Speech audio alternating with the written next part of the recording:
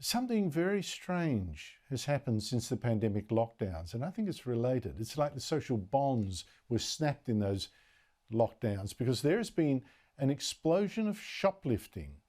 Coles, for instance, says its losses last year, particularly from shoplifting, were up 20% in 1 year. And this has forced Coles and Woolworths too to step up all kinds of electronic surveillance like body cameras on staff, more CCTV cameras, of course, including under the shelves and all over the checkout, but also maybe electronic gates that lock if something wasn't paid for. Because, of course, which staff now dare stop a thief when you now have sales staff even being stabbed to death? Joining me is Fleur Brown, Chief Industry Affairs Officer at the Australian Retailers Association. Fleur Brown, thank you so much for joining us. Coles says it suffered a 20% rise in theft and losses in a year. Nationally, is this a trend? I mean, is shoplifting getting dramatically worse? Unfortunately, it is a trend. It's not just in Australia, it's around the world. That sort of percentage is something that's echoed in the US and the UK. We saw it. It's actually very hard to get data in the space. A lot of this goes unreported, but we are looking at a roughly sort of 24 to 25% increase where the data is provided. So New South Wales saw that sort of elevation this year in overall retail crime. It's not broken out into theft specifically. But we're getting estimates of about $9 billion a year just in Australia now of people, that's the amount of stuff people are pinching from the shelves that we've got to then pay for, the honest shoppers. But that kind of figure, when you talk about 24%, I mean, that's just mind-boggling. You got any idea what's driving it?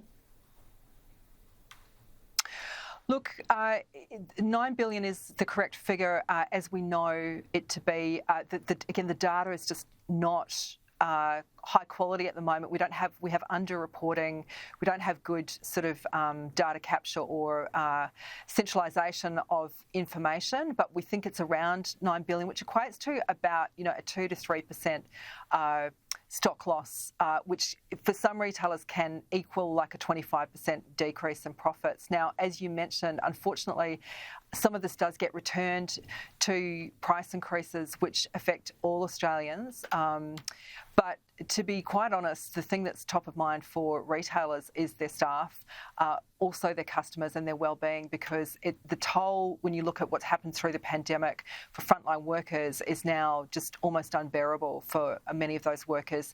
It's coupled with assaults in some instances. We're talking about a really sophisticated level of organised crime out there as well.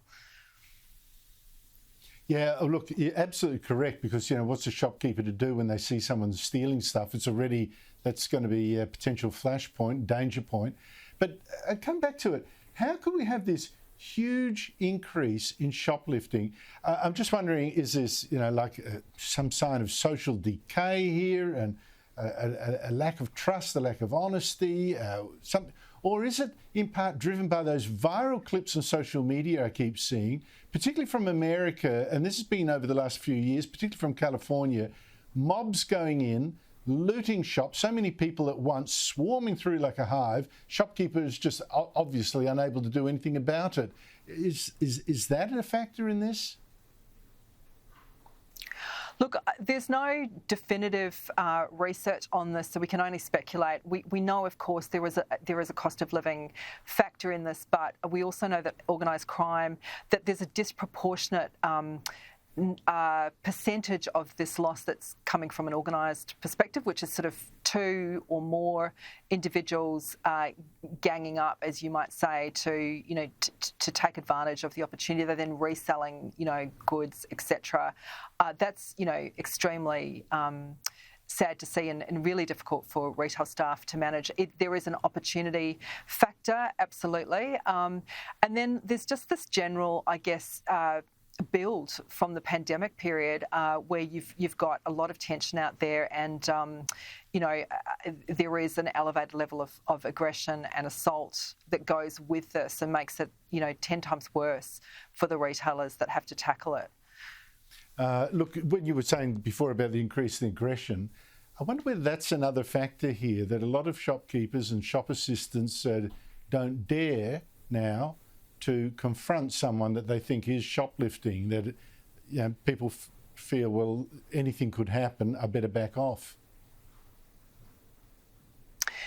You're right, and in many cases that staff are trained and counselled not to do things, to escalate, escalate to authorities, develop a relationship with local police. In the case of larger retailers, of course, they might have their own security staff, but even those staff would be escalating as well.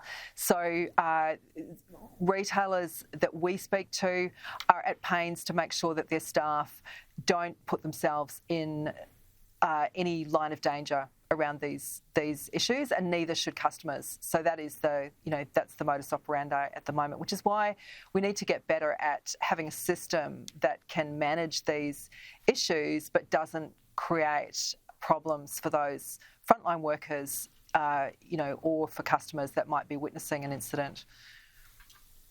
Except, of course, that's an invitation to go in, because no one's going to try and stop you. I'm kind of fond of have-a-go heroes that do step in, but that's just me, and I can understand why safety first for the staff, but still, it's infuriating. Absolutely. Fleur Brown, thank you so much indeed for your time.